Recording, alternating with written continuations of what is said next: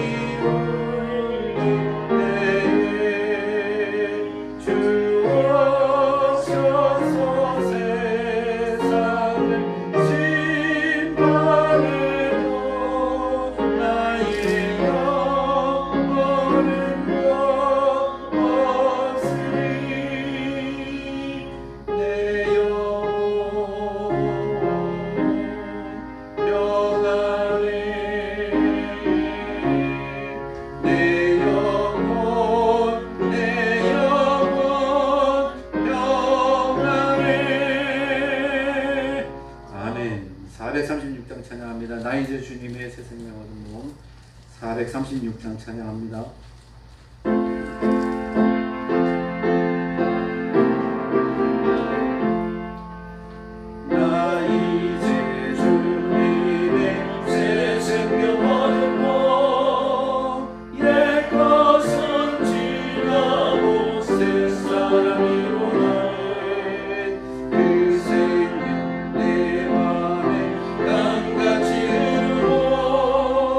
그 사람들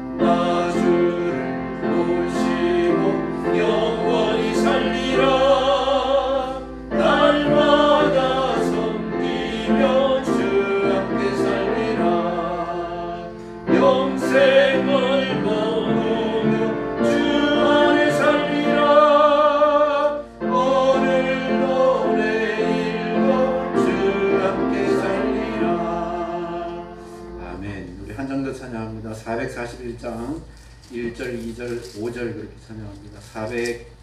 441장입니다.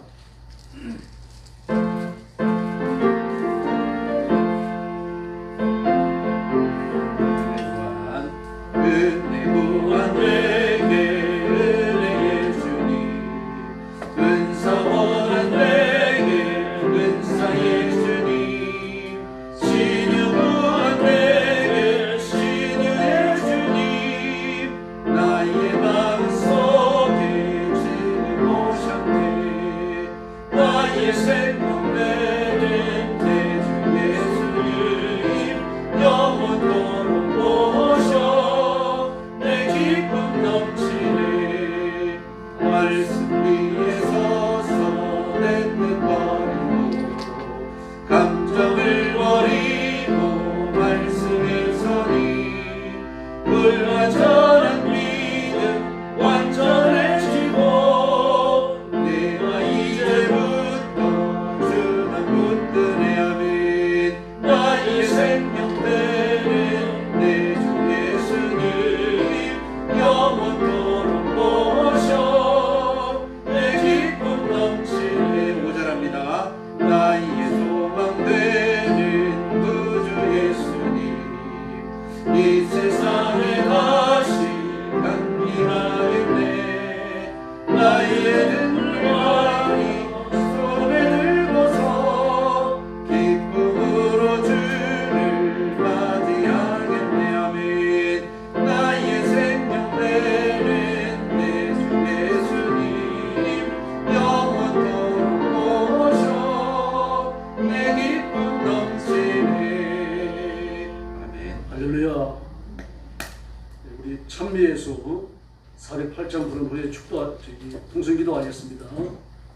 오늘 우리가 드리는 예배가 하나님이 받으시는 거룩한 산제사가 되도록 뜨겁게 기도하시고, 여러분이 은혜 받도록 준비된 마음을 달라고 부르짖고, 또 설교하는 저를 위해서 온 교회가 부흥하며 번성하며 창대해지도록 소원을 품고 기도해 주시길 바랍니다. 찬미에서 408장입니다.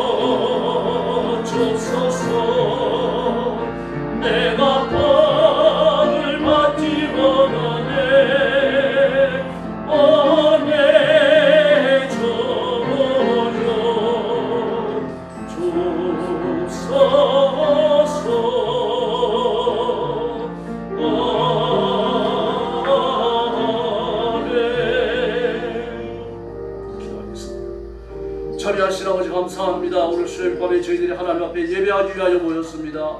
성령님 이 자리에 능력과 권능으로 임하여 주시고 사랑하는 온 성도들 마음을 뜨겁게 감동하시고 하나님이 받으실 만한 살아있는 예배, 뜨거운 예배, 거룩한 예배를 드리는 귀한 시간이 되게 하여 주시옵소서. 자비하신 하나님 아버지, 하나님 앞에 예배를 드리며 온 사랑하는 성도들 깨끗한 심성을 갖게 하여 주옵시기를 원합니다. 범죄하였을지라도 용서하여 주시고 그리스도의 보혈로 씻기시며 우리 성도들과 예배를 기뻐 받으시고 두 손 들고 복을 내려 주시옵기를 간절히 원하고 기도합니다. 하나님 앞에 순종하며 살아갈 영역을 허락해 주시고 악한 마귀와 싸워 이길 권세를 허락하여 주옵시기를 간절히 원합니다. 오늘 밤 우리가 하나님 앞에 예배하며 부르짖고 간구할 때 하늘 문을 여시고 복 내려 주시기를 간절히 원하고 기도합니다. 예수님을 생명처럼 사랑하게 하시고 주신 말씀을 따라 힘을 다하여 충성하게 하시고 하나님께서 보실 때 기뻐하시는 종들이 되도록 역사하여 주시옵소서. 우리 성도들을 주님 앞에 맡깁니다. 하나님께서 붙들어 주시기를 바랍니다. 하나님의 품에 안아 주시기를 바랍니다. 하나님께서 쓰시는 귀한 종들이 되게 하시고 의로운 일꾼들이 되게 하여 주옵시고 하나님께 기쁨이 되는 종들이 되도록 우리 하나님 역사하여 주옵시기를 간절히 원하옵나이다. 힘을 다하여 예배하며 복음 전하게 하시고 의를 행하게 하시고 이 땅에 하나님 앞에 순종하여 하나님의 통치를 선포하는 존귀한 일꾼들을 삼아 주옵시기를 간절히 원합니다. 자비하신 하나님 아버지, 사랑하는 성도들을 기억해 주시옵소서. 하나님의 펴파쳐진 재물이 되게 하여 주시옵소서. 우리 교회를 기억하여 주시고 하나님을 영화롭게 드리는 살아있는 교회가 되게 하여 주옵시기를 원하옵나이다. 예수님의 재림을 준비하는 교회, 예수님의 이 땅 위에 오셔서 온 세상을 심판하시는 종말론적인 심판을 준비하는 교회가 되게 하여 주시옵소서. 주님이 이 땅에 오실 때 다 들림받게 하여 주옵시고 버림당하는 성도들이 없게 하여 주옵시기를 간절히 원합니다. 지혜로운 신부들이 되게 하시고 성결한 옷을 입고 자신들을 갖추는 성도들이 되도록 역사하여 주옵시기를 간절히 원합니다. 오늘도 사랑하는 성도들을 주님이 붙들어 주시기를 바랍니다. 보내주시기를 바랍니다. 능력을 베풀어 주시기를 바랍니다. 자비하신 아버지 감사합니다. 오늘 밤 저희들을 불러 하나님 앞에 머리 숙이게 하시니 감사합니다. 이 시간 주의 성령께서 능력과 권능으로 임하여 주시고 우리가 드리는 예배가 산제사가 되어 하나님께 기쁨이 되는 귀한 예배가 되게 하여 주시옵소서. 온 성도들을 제물처럼 헌양하시고 하나님의 가슴에 품으시며 하늘 문을 활짝 여시고 복을 내려 주시옵소서. 예수님의 이름으로 간절히 기도 올리옵나이다. 아멘.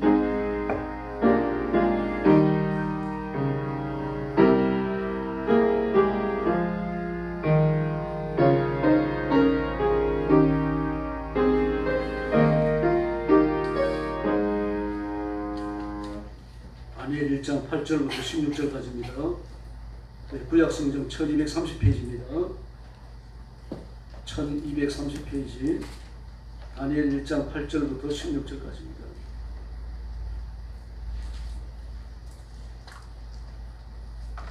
한 절씩 교독합니다. 제가 먼저 보겠습니다. 다니엘은 뜻을 정하여 왕과 음식과 그가 마시는 포도주로 자기를 더럽히지 아니하리라 하고 자기를 더럽히지 아니하도록 황관장에게 구하니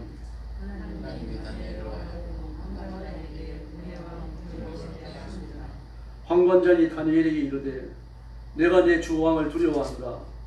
그가 너희 먹을 것과 너희 마실 것을 지정하셨거늘 너희의 얼굴이 초췌하여 같은 또래의 소년들만 못한 것을 그가 보게 할 것이 무엇이냐. 그렇게 되면 너희 때문에 내 머리가 왕 앞에서 위태롭게 되리라 하니라.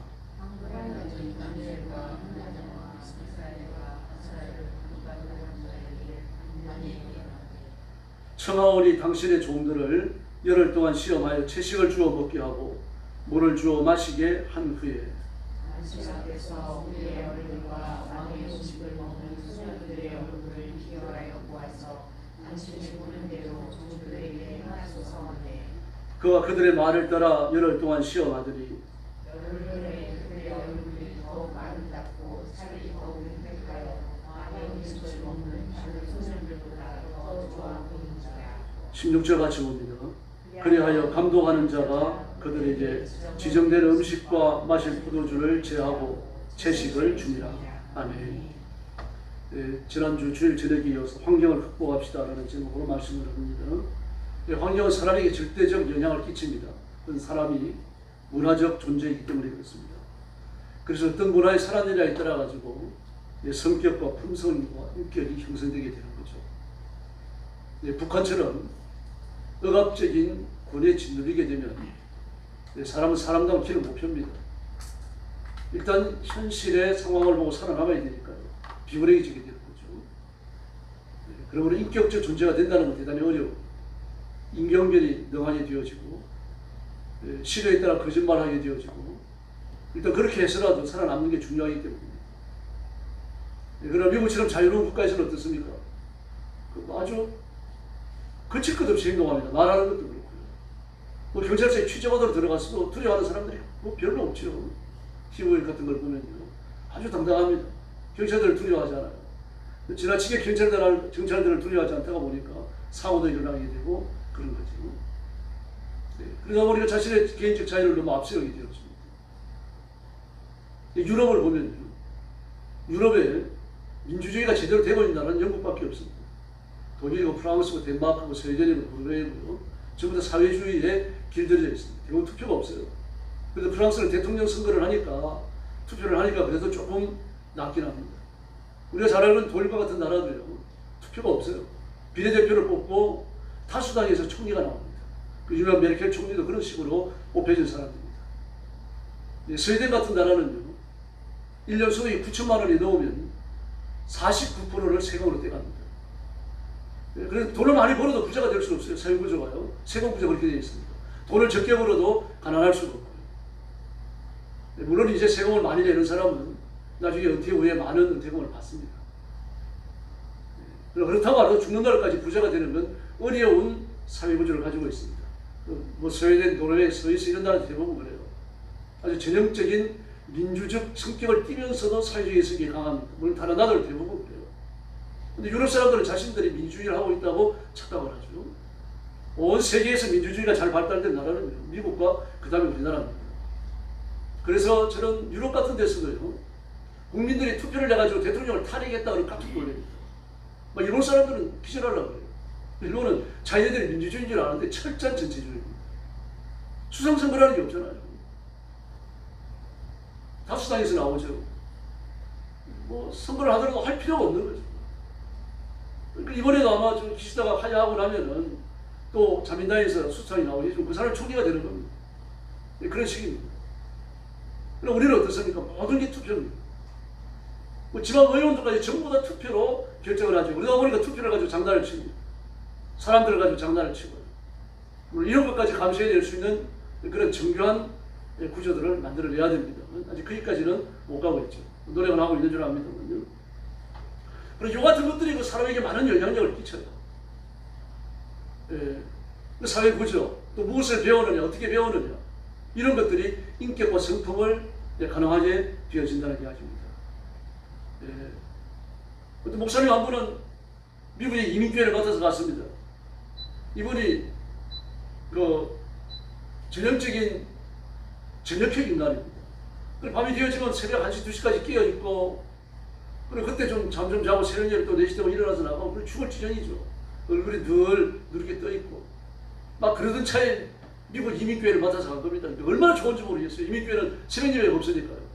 그러니 막 정말 하나님 날 천국에 보내셨구나. 막 새벽 1시, 2시까지 성경 읽고, 그리고 책 읽고, 연구하시고, 그러다가 새벽에 잠드셔가지고 아침에 또 늦게까지 잠자고. 그리고 몇 달을 그렇게 지냈으면 휴가 간 것처럼. 근데 몇 달 지나고 나니까 새벽 4시 되면 정확하게 깨지는 겁니다. 하루 이틀이 아니라 한 달, 2달 그러는 거예요. 그러니 잠이 깨갖고도 2-3시간 자고 일어나는 거죠. 그러니 그 시간에 누워 뭐 하겠습니까? 빈둥빈둥 하면서. 새벽에 일어나서 책을 보려고 하니까 이거는 새벽형 인간이 아니니까 집중이 안 됩니다. 할 수 없어서 교회에 나가서 기도했죠.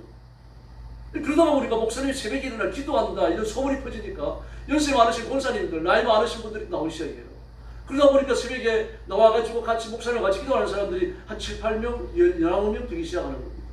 막 그러니까 장로님들로부터 크레임이 걸려왔습니다. 목사님, 이민교회는요, 하나 살기가 바빠서 새벽 예배 못합니다. 근데 목사님 우리와 상의도 안 하고 새벽 예배 하시면 어떡합니까? 잘 알아보지도 않으신 거죠. 그 목사님도 새벽 예배 하는 게 아니고 제가 새벽 4시만 되면 저절로 깨지니까 나와서 기도하니까 또 따라서 기도하는 분들이 계시네요. 예배 안 드립니다. 예배 새벽에 나와가지고 기도하는 분들이 많아지니까 그 다음에 이제 재직회 할 때 의견이 나오는 겁니다. 목사님, 지금 이렇게 19명 나와서 새벽에 기도하는데 이왕 정식으로 예배를 드립시다. 그런 거예요.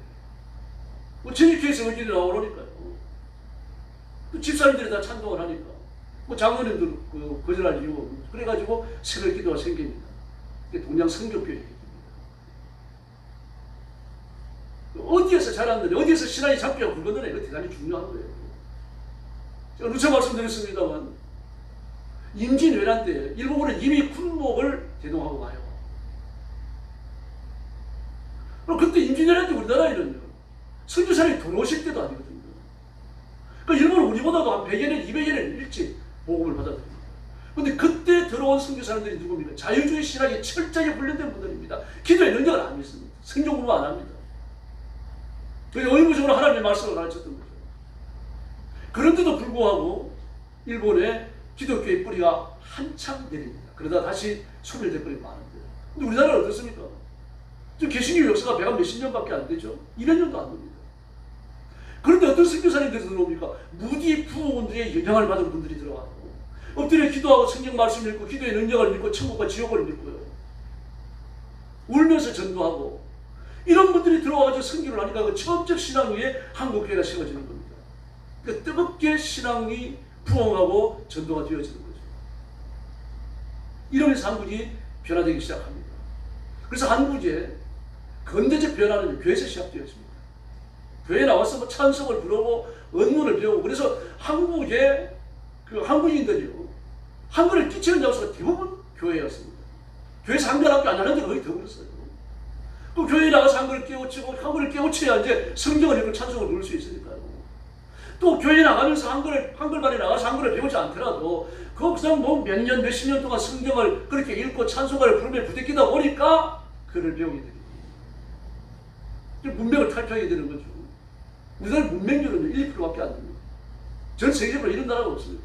한글이 쉽기도 하지만 이 교회의 영향력이 컸던 거죠. 그래서 어떤 문화에서 사느냐에 따라 가지고 사람의 인격과 성품이 결정되게끔 되어지는 겁니다. 우리가 잘 아는 대로 미국의 케네디가는요, 케네디 대통령을 2개나 배출했죠. 상원의원 케네디도 있죠. 근데 그 케네디 가문의 사람들이 전부 어떻습니까? 암살당해 죽고, 비행기 떨어져 죽고요, 마약 중독으로 죽고요, 다 그렇게 죽어요. 병으로 죽고. 그 집이 영국 사람들이었는데, 미국 이제 이민해온 이민 1세대입니다. 영국 이민 1세대예요. 영국에서 큰 양조장을 하다가 미국이 건너와서 양조장을 크게 했습니다. 대대적으로 양조장을 하고, 아마 지금도 하고 있는지 몰라요. 그 케네디 가문을 연구하는 사람은 다 그렇게 이야기하는데, 심원대로 거두었다. 그러면 그리스도인들이 이 땅 위에서 무엇을 하느냐, 무엇을 하느냐, 어떤 옷을 입느냐, 어떤 사고를 가지고 사느냐, 이게 굉장히 중요한 겁니다. 일생에 영향을 끼치게끔 되어져 있는 거죠. 그리스도인이 기도하고 말씀 앞에 순복하면 환경이 아무리 좋지 않더라도 그 환경을 극복할 수 있을 줄로 믿습니다. 또 왜 그렇습니까? 우리 생활 속에, 언어 속에, 행동 속에 하나님의 말씀을 적용하기 때문에 그런 일들이 일어나는 겁니다. 쉬운 일은 아닙니다. 결심을 해야 되니까요. 또 하나님의 말씀을 적용하는 과정에서 포기할 걸 포기해야만 하니까요. 케네디 가문이 왜 술 장사를 못 벌입니까? 엄청난 이윤이 거기에서 오니까요.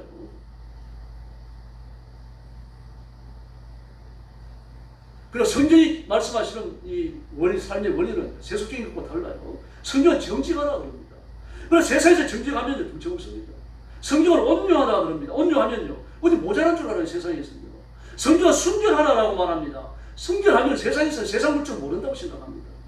성경은 애통하라 그럽니다. 그리고 애통하면 어떻게 말합니까? 저건 일생 동안 쾌락도면을 살아간다. 인생도 재미도 없이 살아간다.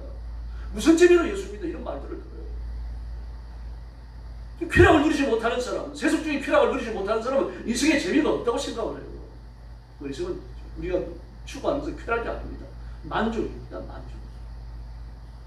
성경이 뭐라고 말합니까? 재능이 풍성한 집안보다도, 그렇게 살면서 다투는 것보다도 여간 채소를 먹으면서 화목하는 것이 나으라 말하지 않습니까? 사람의 화목과 평안함과 복이라고 하는 것은 재물이 많고 적음에 있지 않다고 하는 걸 분명히 보여주고 있습니다. 근데 심각하면요, 이처럼 재미없게 사는 걸 알아요. 여러분, 이세계 문화가 말초적 쾌락만을 쫓아 형성되는 건 아니에요. 그걸 말초적 쾌락이라고 하는 것은 누구든지 사람을 본성적으로 작업을 하기 때문에 그게 빠져들게끔 되어져 있습니다. 그러므로 우리가 예수 믿는 사람이 그리스도인이 하나님 말씀 앞에 순종하기를 결심하고 순종하는 그때부터요, 지금까지 해오던 모든 것과는 전혀 다른 새로운 가치관, 삶의 태도를 요구받게 되는 겁니다. 그리고 순종한다라고 하는 건 말씀드리기 쉬운 건 아닙니다. 완전히 진미와 포도주, 그리고 채식과 물, 어디가 더 매력적입니까? 한번 상상을 해보십시오. 막 한 곳에는 산의 진미가 차려져 있고요. 한 시간 여간 채소로 만든 어신발이 있을 뿐입니다. 그럼 어느 상으로 달려가겠습니까? 산의 진미, 완의 진미가 아무리 좋다고 하더라도요, 그 바벨론의 신 앞에 바쳤던 영양 음식입니다. 우리가 말하자면 먹어도 배부르지 않을 것이며 먹어도 만족이 없어. 하나님이 주시는 것, 복 주신 것을 먹는다면 여간 채소와 물만 마신다고 하더라도 건강하고 윤택하고 하나님의 복으로 무장하게 될 줄로 믿습니다. 믿음이 적용되어지는 순간 전혀 다른 결과가 나타나는 거예요. 왜 그렇습니까? 믿음이 적용되는 순간 일하시는 분은 내가 아니라 하나님이시기 때문입니다. 요즘은 이제 뭐 기도 가서 금식하는 것들을 찾기 어려운데, 뭐 1, 20년 전만 하더라도 방학 때 되고 그러면 뭐 여러 사람들이 기도 가서 금식하고 오잖아요. 휴가 갔다 가지고. 그 금식하고 오면 붓고 오잖아요. 붓고 물 마시다가 오는데 얼굴은 환해져요. 발걸음 가렵고. 우리가 그러잖아요. 은혜살 올랐다고. 그 하나님과 영적 교제가 깊어지고, 그 밥을 먹지 않으면서 육신의 여러 가지 정욕과 욕심들을 내려놓게 되니까 얼굴이 환해지는 거죠. 다윗을 보시기 바랍니다. 그리고 어른들이 입는 갑옷이 너무 커가지고 질질 끌릴 정도로 말이죠. 입을 수가 없었어요. 그렇게 작은 사람이었습니다. 근데 그게 상대는 누굽니까? 골리앗이에요. 이거 상대가 될 수 있는 싸움이 아닙니다. 근데 여기에도 믿음의 원리가 적용이 되어져요. 어른과 국민학생이 싸운다. 그보다 더 건질차가 존재해요. 여러분, 이 당시에 골리앗과 싸우러 나간 그 당시에 다윗의 나이는 10대 중반쯤 됩니다. 11, 6살이요. 15살 많이 봐야 그렇습니다. 왜 그런가 하면 다윗의 집안에 자식이 8이잖아요. 근데 마지부터 셋째까지 군에 갔어요. 마지부터 셋째까지. 그 밑으로 몇 남았습니다? 5 남았잖아요. 그럼 셋째가 20살이라고 하더라도 왜 이렇게 20살이라고 봅니까? 20세 이상이 징집되니까요. 20살 이상이죠. 그래서 셋째가 20살이라고 보더라도 그 밑으로 어떻습니까? 전부 다 20살 이하예요. 5이니까요. 1살 터울로 나왔다고 하더라도 가장 많이 봐가지고 다윗의 나이는 15입니다. 그 위에 형들 넷이 있으니까요. 형들 넷이 있으니까 1살 터울로 나왔다 그러더라도 1살씩 나이가 많아봐야 19밖에 됩니다. 그 20살 되어지는 셋째부터 그리고 그 위에 형들 셋을 그래 간 거죠. 그러나 사람 4, 5을 터울로 나올 수 있습니까? 1살 터울로. 그러나 그렇다고 하더라도 다윗의 아지는 15이고요. 그래 작은 15도 안 되는 겁니다. 제일 많이 본다니까 그런 거예요. 그러니 사울이 자기가 있던 갑옷과 투구와 칼을 채워주는데 이 수치가 않습니다. 너무 크니까 그렇죠. 칼도 길지요. 옷은 너무 크지요. 그러니까 이걸 입을 수가 없습니다. 더구나 투구 쓰고 갑옷 입고 칼 차는 게 평소에 안 해보던 거 아닙니까? 다윗의 몸이 그만 작았다는 얘기입니다. 벗어놓고서 양식대 있던 옷 간단한 옷 하고요. 물몇 손에 들고 물몇들 주머니에 넣고 그리고 나간 거 아닙니까? 그때 골리앗은 어떻습니까? 사무엘상 17장을 보니까 키가 6급이 한 뼘이라고 합니다. 6급이 한 뼘입니다. 약 290cm입니다. 갑옷이 무게 5,000세겔, 약 57kg입니다. 창단의 무게가 600세겔, 약 7kg입니다. 그게 골리앗과 다윗의 싸움이라고 하는데 싸움이 아니죠. 한쪽은 덩치가 산만합니다. 한쪽은 이제 18살 먹은 소년이에요. 이게 쌀입니까, 여러분? 처음과 같이 큰 아이가 큰 사람이 아닙니다. UFC 격투기 선수가 초등학교 1년이 앞에 놓고 때리면 이게 싸움이에요. 학대하는 것이고 구타하는 거죠. 골리앗과 다윗이 싸운다. 키가 127cm, 290cm나 되는 그 하나고 말입니다. 이 갑옷의 무게 57kg, 창단의 무게가 7kg, 이런 걸 휘두르면서 싸우는 나오는데 다윗은요 18살입니다. 이게 무슨 싸움입니까? 근데 다윗은 이렇게 말해요. 너는 네 힘만 막 믿고 내게 나오는데 나는 만군의 여호와의 이름으로 너에게 나가노라. 할렐루야. 이 다윗은 골리앗과 싸우러 나가면서 믿음을 저버렸습니다. 이제 누가 그래 나온 겁니까? 하나님이 그래 나신 거죠. 다윗이 치면요 하나님이 주시는 거예요. 그래서 하나님이 다윗을 쓰시는 거예요. 물맷돌을 갖다 물매에 멀져서 날렸는데요. 거인이 골리앗의 이마에 탁 박혀버립니다. 여러분 말씀드렸습니다. 돌이 이마에 맞으면 이마에 박힙니까? 깨집니까? 이마가 깨지죠. 돌이 박살나든지요. 근데 이런 말이 머리뼈를 뚫고 들어가서 이마 속에 박혀버렸습니다, 여러분. 이 도대체 얼마나 세게 던져야 그게 그렇게 되겠습니까?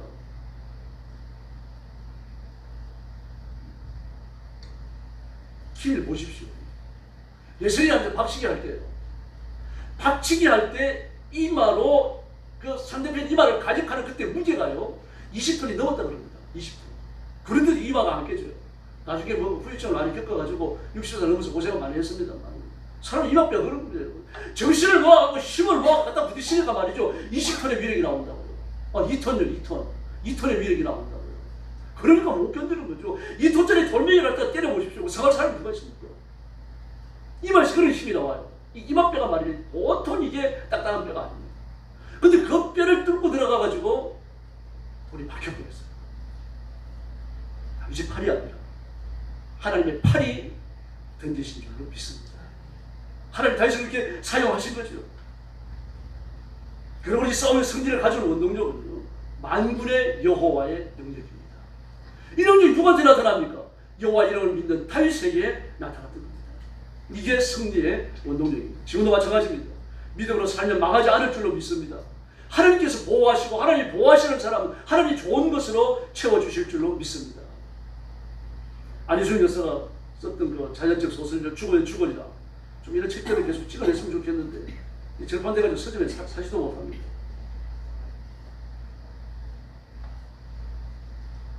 여기 보면요, 박관준 장로님 이야기가 나옵니다.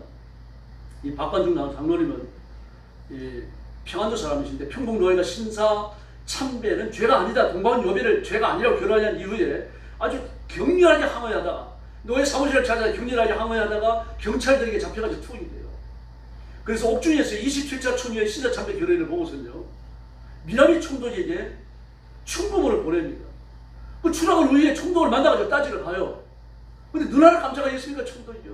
아무리 박관준 장로님이라고 하더라도 누나를 깜짝하지 않습니다. 안 되니까 어떻게 합니까? 안희순 여사하고 편을 짜가지고는 중의원, 일본 동령에 있는 중의원 회관에까지 갑니다. 중의원 의회가 모일 때예요.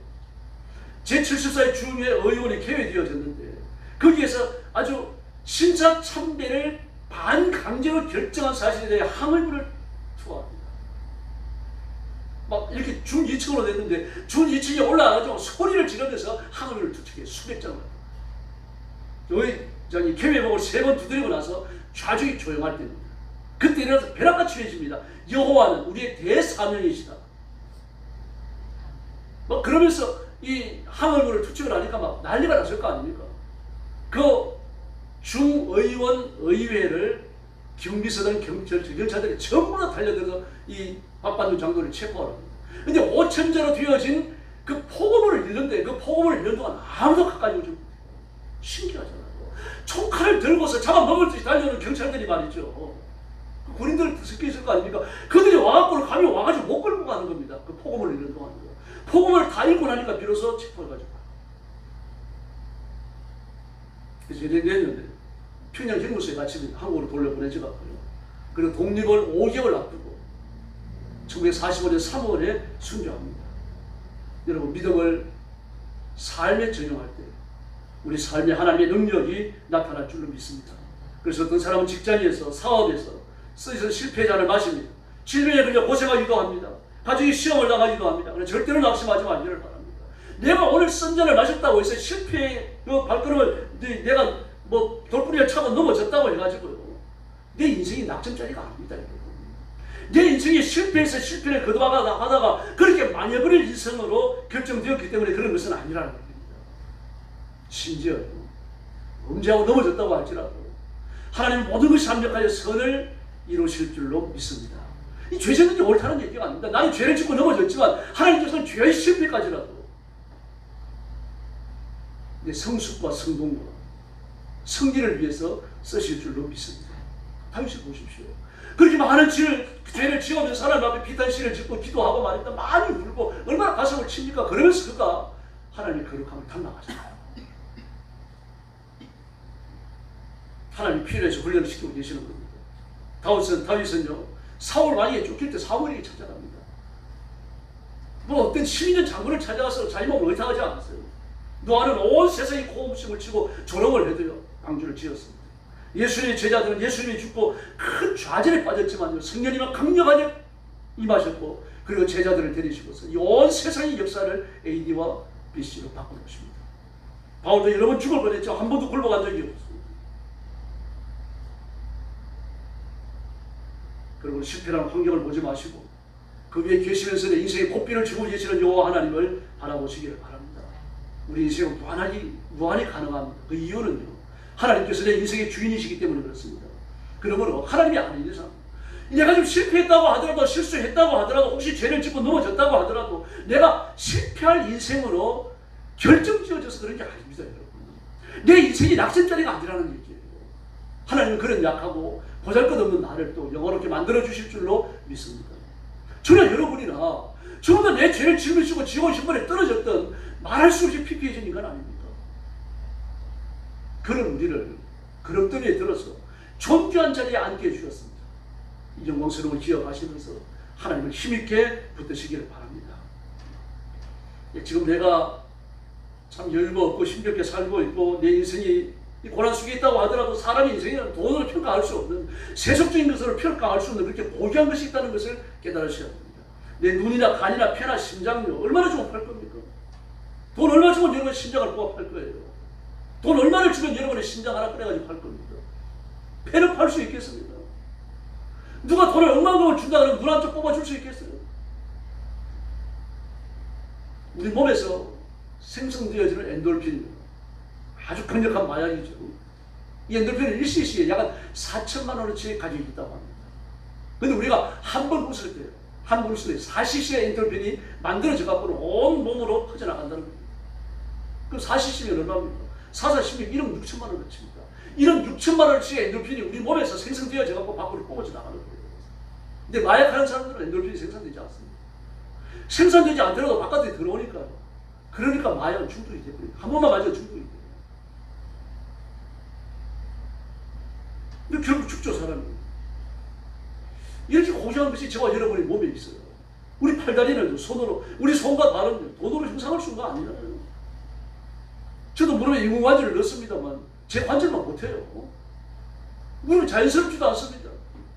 아직도 피부가 무들무들해요. 신경이 안 살아났어요. 앞으로 살아날지도 모르겠어요. 여러분, 하나님이 주신 게 최고입니다. 절대로 뜯어고치지 마시고요. 하나님이 주신 거 끌어안고 사시길 바랍니다. 그렇게 살다가 하나님 앞에 갔을 때 하나님이 기쁘시죠. 지금도 우리 한국 사회에서 유명한 어떤 사람 인터넷에 보니까 젊었을 때 얼굴하고 이렇게 비교를 해놨더니 몰라 보이더라고요. 성형을 얼마나 많이 했습니까? 막 지금 탤런트처럼 그렇게 이뻐요. 그런데 막 그 젊었을 때 사진이나 이렇게 같이 올려놨을 때도 인터넷에 보니까 그러실 리 없겠지만 한 마리 손을 대고 난 다음에 하나님 앞에 가면 하나님 누구냐 그런 것이야. 그래서 우리가 하나님이 주신 걸 고귀한 줄 알아야 됩니다. 고귀하게 주셨고 또 고귀하니까 주셨고요. 내게 맞는 걸 주신 거 아닙니까?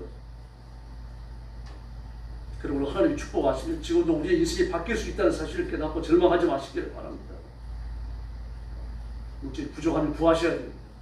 건강도 구하셔야 됩니다. 문제는 기도 안 하기 때문이죠. 기도가 없으니까 응답이 없습니다. 구하지 않으니까 하나님이 안 주시는 거죠. 이제 구하셔야 돼요, 여러분. 구하실 뿐만 아니라 주실 줄 알고 행동에 나가야 됩니다. 남을 도우셔야 됩니다. 남을 베푸셔야 돼요. 남이 나누셔야 됩니다. 나누어가지고 물질이 나를 통해 계속하게 흘러가게 해야 된다는 이야기입니다. 물질이 내게 고여있게 해서는 안 됩니다. 딱 써야 됩니다. 나누어야 되고 베풀어야 되고요. 은행에 보험에 자꾸 넣어두고 쌓기만 하는 사람은요, 그 물질을 제대로 못 씁니다. 물질에 깔려서 실험을 한다는 거죠. 아니면 소리치면서 한 번에 나가기도 합니다. 막 그렇게 열심히 돈 벌어가지고 악착같이 살면서 넘어가 놨는데요. 남편이 나가가지고 노름 안 하던 남자가 나가가지고 하루 종일 미쳐가지고 뭐 노름하고 나니까 우리 1,000만 원, 2,000만 원 그래 날려버리죠. 오히려 그 돈을 남을 돕는 데 쓰고 헌금하는 데 썼습니다. 사람의 생각이 이렇게 미치지 못해요. 그러나 그럴 수 있다는 것을 기억하셔야 됩니다. 우리 인생은 유동적입니다. 무한히 가능합니다. 그러므로 좀 힘겨운 인생을 살고 있다고 해가지고 절망해서 안 됩니다. 우리 하나님을 바라보면 어리석어 보여도 믿음으로 살고 달려갈 길을 다 달려가고 하나님께서 붙드시는 대로 나아가고 이것이 지혜로운 그리스도인의 삶인 줄로 믿습니다. 저는 믿음의 원리, 영적인 원리는 항상 불변합니다. 믿음으로 살면 누구도 망하지 않고 절대 망하지 않습니다. 문제는 믿음으로 살지도 않고 기도도 하지 않는다는 사실입니다. 그러면서 어떻습니까? 입만 백발까지 나와가지고 말입니다. 불평과 불만을 토로하니까 이게 문제입니다. 기도하면 잘못된 걸 선택할 수 없어요. 엎드려 기도하고 말씀을 읽는 사람은 이거 분별이 어두워지지 않습니다. 절대로. 둘 중에 하나 안 하기 때문이에요. 아니면 둘 다 안 하기 때문이죠. 기도하면서 말씀을 읽지 않는 사람은 지혜로운 분별을 못합니다. 말씀만 읽고 기도하지 않는 사람은 분별을 하지만 결단할 수 있는 능력은 없습니다. 분별하고 결단해야 됩니다. 정지할 거 정지하고 버릴 거 버려야 되고 그 기도하는 능력에서 나오는 겁니다. 그러므로 하나님을 바라보고 믿음으로 살고 하나님 인도하시는 대로 달려가고 하나님께 붙들리는 성도들이 되기를 바랍니다. 시험도 수박을 만들었던 우장춘 박사, 유명한 사람 아닙니까? 6살의 고아가 같은 아버지를 위하여 그때 예정시대 때였거든요. 그러니까 고아원에 들어가서도 뭐 일제 이 교사들로부터 막 몇 치료받기는 한국놈의 새끼, 조선진놈의 새끼, 뭐 보통 그렇게 불러요. 그게 우장춘의 이름이었습니다. 그러니까 멀리 떨어졌어요. 막 그렇게 욕을 하면서 부르는 겁니다. 그럼 막 쏟아같이 뛰어가야 돼요. 머리를 숙이고 서야 되고요. 이제 그러다가 복음을 접합니다. 교회 나가게 되고 복음을 접하고 하나님의 자녀가 되는 거죠. 그러면서 마음속에 희망이 생기는 겁니다. 예수님이 죽임을 이기고 부활하셨는데 네 인생도 부활하지 않을까? 지금의 과원에 있지만 내 인생이 과원에 나가서 아주 하늘을 나는 나비와 같이 또 이렇게 내 인생이 부활하지 않겠는가? 이런 꿈을 꿉니다. 그리고 기라성 같은 일본의 틈에서요.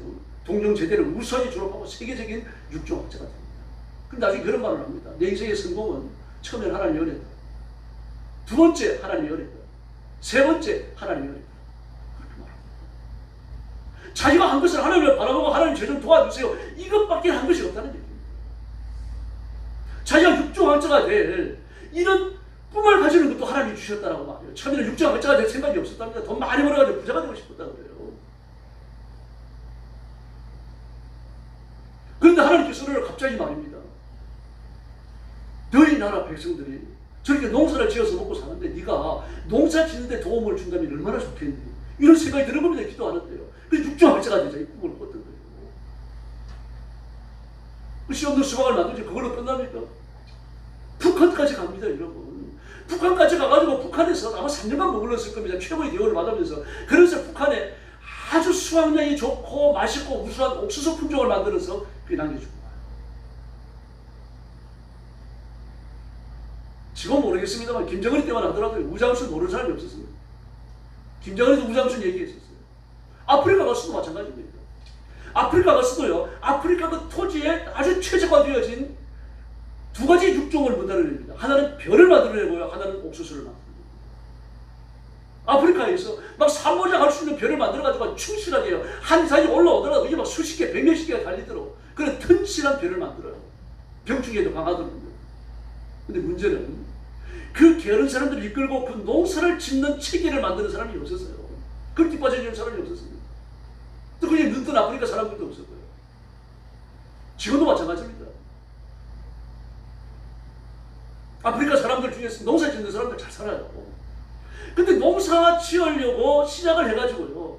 추수를 하잖아요. 이건 추수한 걸 남겨놨던 농사를 지어야 될 거 아닙니까? 근데 추수한 거 홀랑 다 먹어버려요. 이런 농사를 못 짓는 거죠. 그 아프리카 사람들은 농사에 성공을 못해요. 참지 못합니다. 그러나 기독교인들, 하나님의 자녀들, 아프리카에 간 목사님들요. 아프리카 사람들을 끼우기 위해서 얼마나 많은 노력을 하고 있는지 모릅니다. 아프리카에 지금 거대한 생명운동이 일어나고 있죠. 지금 아프리카 사람들의 35%, 38% 또는 40%가 기독교인이라고 말해요. 그러므로 하나님께서 아프리카에 기적을 베풀어 주시도록 아프리카 사람들이 정말 부르짖어야 되고요. 우리도 기도해야 됩니다. 아프리카 사람들이 깨어놓으면 얼마나 큰 역사가 일어나겠습니까? 또 하나님께서 깨우치시면 또 달라지는 겁니다. 옛날 우리나라 보십시오. 얼마나 가난했습니까? 알지 못하고요. 저 어릴 때만 하더라도 보통 그랬어요. 동네 아저씨들이요. 딸애가 중학교가 있다 그러면 목까지 말렸습니다. 자식이 이름 읽을 줄 알고 편지 쓸 줄 아는 데지 무슨 중학교를 안 보냈어요. 남자를 중학교 보내야 되는 줄 알았고 그랬습니다. 근데 이제 공부를 하고 지식이 넓어지고 말입니다. 많은 경험을 하게 되어지니까 사회가 막 말로 닿을 수 없이 발전되는 거 아닙니까? 그러면서 오늘날의 한국 사회가 만들어진 거죠. 하나님의 은혜입니다. 자꾸 깨어치고 교회를 통해서 깨어치고 지적인 자극을 주고 말입니다. 제가 신학교 다닐 때만 하더라도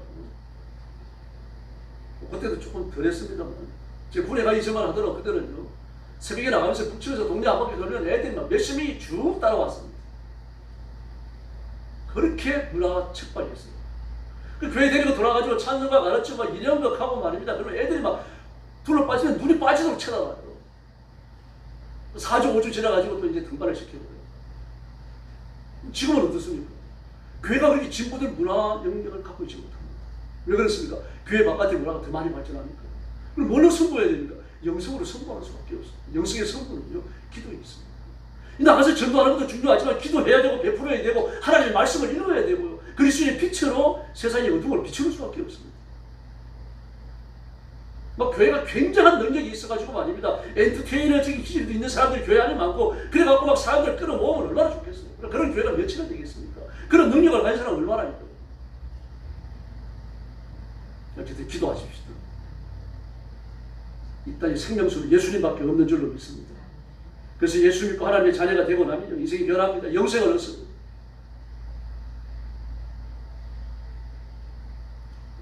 기환란 박사 이화년 총장도 지냈죠. 그리고 죽어서 이혼 중에 이런 말이 있습니다. 나의 죽음은 더 풍성한 생명을 얻는 길, 더 화려한 승리로 가는 환송식이 되게 해달라. 울고 슬퍼하는 장례식이 되지 않게 해달라. 뭐 그런 주를 많이 남겨요. 얼마나 좋아요. 여러분도 세상 떠나면서 그런 주를 남기겠습니다. 유교식으로 장례 못 지내게 못을 박으셔야 돼요. 왜 그러면 300옷 입히고 7마디 묶고 말입니다. 모가지까지 묶고 놓잖아요. 손목 묶고 놓고 발목 묶고 놓고 말입니다. 모든 모가지를 다 묶고 놓습니다. 왜 이렇게 꼭 묶고 날 반려놨습니까? 우리 숨이 끊어지고 나면 우리는 천사의 인도를 받고 하나님 앞에 가 있는 줄로 믿습니다. 안 믿는 사람은 죽고 싶은데 떨어진 거죠. 최필건 목사님 아들이 넷인데 아들이 6인데 넷을 앞세워요. 그 당시에 그런 일을 흔하진 않았지만 그런 집들이 있었어요. 넷째를 잃고 나니까 말입니다. 하늘이 무너지는 것 같은 절망감이 드는 게 내가 목사인데 하나님께서 나한테 이러실 수가 있는가 이런 절망까지 생기는 겁니다. 하루는 이제 새벽 기도를 하고 나서 기도하다가 지쳐서 이제 엎드렸어요. 잠이 슬쩍 들었습니다. 그런데 막 하늘 높은데 산에 눈부시게 아름다운 휘장이 둘러쳐져 있는데 그 안에서 즐겁게 웃고 떠드는 소리가 나서 보는 겁니다. 산 위로 올라갔죠. 올라가서 휘장을 열치고 보니까 열고 보니까 자기 아들을 비롯해가지고 몇십 명의 아이들이 거기에서 놀고 떠들고 즐겁게 있는데 그 가운데 계신 분이 예수님처럼 보여요. 어깨 위가 안 보이는 겁니다. 예수님 품에 안겨가지고 막 그렇게 즐겁게 예수님하고 놀고 있는 겁니다. 그러니까 그러다 쫓아오더니 그러는 거예요. 아버지, 저 너무너무 좋아요. 절대로 슬퍼하지 마세요. 그리고는 물이 닥치는 거예요. 깨버리고 꾸민 겁니다. 막 그때 최필건 목사님은 그 북받치는 감정 속에 한참 울어요. 너무 감격스러워갖고요. 이 진짜 내 아들이 천국 같구나. 내 아들 다 천국 같구나. 이걸 생각하니까 말 죽고 싶을 정도로 즐거워요. 그분이 쓴 책 이야기 철학이라고 있습니다. 그게 이분의 수필과 단상이 써있는데 그 책에 나오는 얘기입니다. 지금은 너나없이 힘겨운 세상이에요. 실패에 쓴 고비를 마시는 사람이 많고 내려막길 같은 건 인생의 참담함을 맛보는 사람도 적지 않습니다. 다니던 직장인데 파산에 몰려가지고 월급 받고 못 받고 쫓겨나는 사람이 한둘이 아니죠. 기가 막힌 사람들이 많습니다. 막 그 강남 가가지고 나도 이제 좀 조그만한 빌딩 100한 2, 30만 원, 200만 원 주고 한 4, 5층짜리 빌딩을 사가지고 이제 앞으로 월세 받으면서 편안히 살겠다고 생각했는데 가게가 싹 나가버리는 겁니다. 그리고는 공실이 1년, 2년, 3년이 돼가니까 말입니다. 환장하는 거죠. 막 살려고 가보니까 막 모든 가게마다 장사하는 사람이 다 들어와 있는 겁니다. 월세를 따박따박 잘 내고 있고요. 나중에 보니까 그 건물의 가치를 높여가지고 팔기 위해 가지고 전부 다 월세 안 되는 사람들이 돌아가지고 있으면서 쇼를 했던 겁니다. 돈을 몇 백씩 받으면서. 그리고 건물이 팔리고 나니까 한두 달에 싹 빠져나가는 거죠. 안 들어가요, 안 들어요. 사기당한 거죠. 근데 사기죄로 고발도 못 합니다. 팔라고 내놔야 팔리지도 않죠. 왜 그렇습니까? 이미 높은 가격에 사놓으니까 이 가격에 살 사람이 없습니다. 가격이 텅 비었는데요. 막 10억, 20억씩 내려가지고 팔아도 안 팔려요. 이런 사람이 한둘이 아닙니다. 강남에.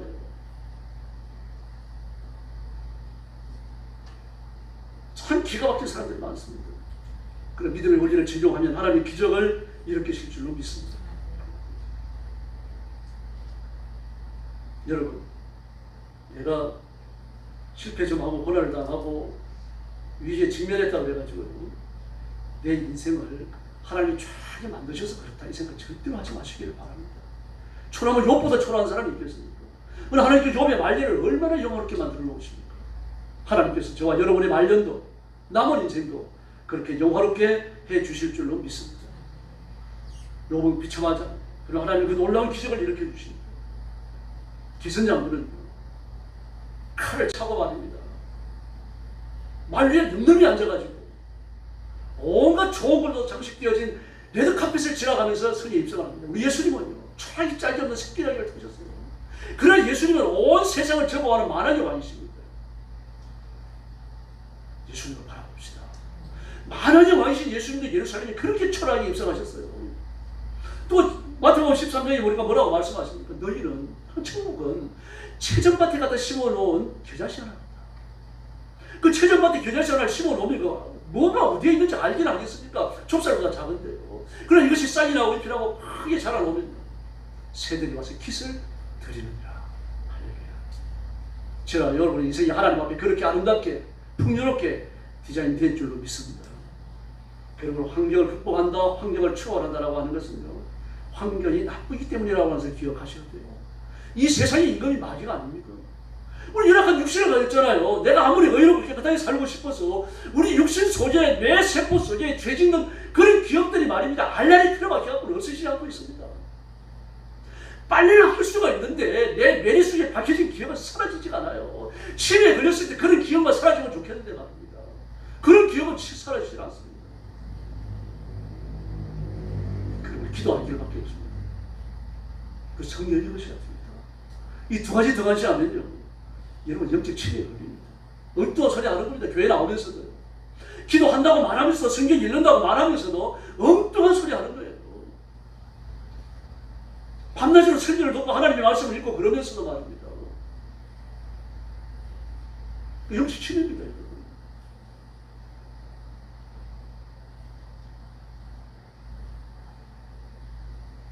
저와 여러분은 거듭난 그리스도인이며 하나님의 자녀입니다. 그러므로 하나님 반드시 책임지십니다. 성도만큼도 의심하지 마시기를 바랍니다. 그 하나님을 믿고 의지하면서 엎드려 기도하고 말씀을 읽고 영적인 전투를 수행하면서 이제 어려운 때를 잘 이겨나갑시다. 그리고 하나님의 영화로움에 참여하는 성도들이 되기를 예수님의 이름으로 축원합니다. 기도하겠습니다. 자비로우신 아버지 하나님 감사합니다.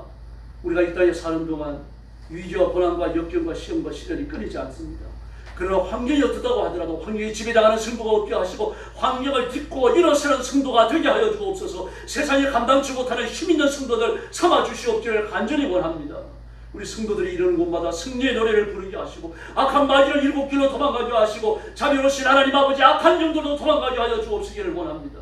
예수님의 이름으로 승리하게 하시고 예수님의 이름으로 영화로움을 얻게 하시고 예수님의 이름으로 하나님의 권능을 덧입는 존귀한 일꾼들이 되게 하여 주옵소서. 그 가정을 지켜주시고 온 가족이 믿음으로 하나가 되어지며 하나님의 복을 받아 평안케 하여 주시기를 바랍니다. 성도들 가정마다 물질의 복을 주시기를 바랍니다. 선호한 일을 번성케 하여 주시기를 바랍니다. 건강의 복을 주시기를 바랍니다. 약한 것 다 치료하시고 부족한 것 채우시고 하나님의 강건케 하심의 복을 허락하여 주시옵소서. 우리 교회는 부흥하며 번성하기를 원합니다. 재정적 부흥을 허락하여 주시기를 바랍니다. 자비하신 하나님 아버지, 우리가 많은 물질을 하나님께로부터 허락받아서 돕고 나누는 교회가 될 수 있도록 도와주시고 구원하고 구제하고 선교하는 교회가 되게 하여 주시옵소서. 우리 나라와 민족을 주님 앞에 맡깁니다. 대통령과 정치인들 기억해 주시고 특별히 예수 믿는 그리스도인들 기억하여 주시기를 바랍니다. 하나님의 자녀인 직수인들이 하나님 앞에 자신을 내는 믿음으로 헌신하게 하시고 이 백성들을 믿음으로 이끌고 갈 수 있도록 역사해 주시옵소서. 오늘 밤도 큰은혜 주시는 것을 감사하오며 예수님의 이름으로 간절히 기도 올리옵나이다. 아멘.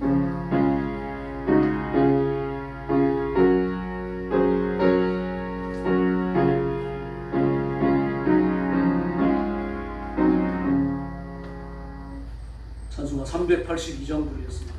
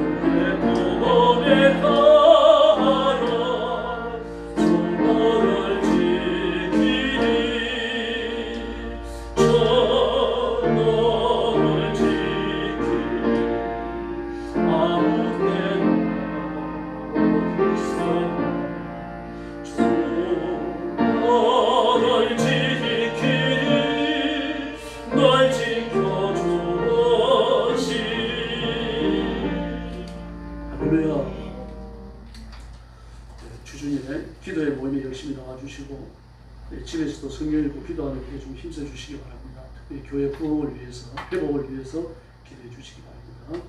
이제 옆에 계시는 분들하고 인사 나눠주시기 바랍니다. 한 번 더 기도하시죠. 기도하며 환경을 이깁시다.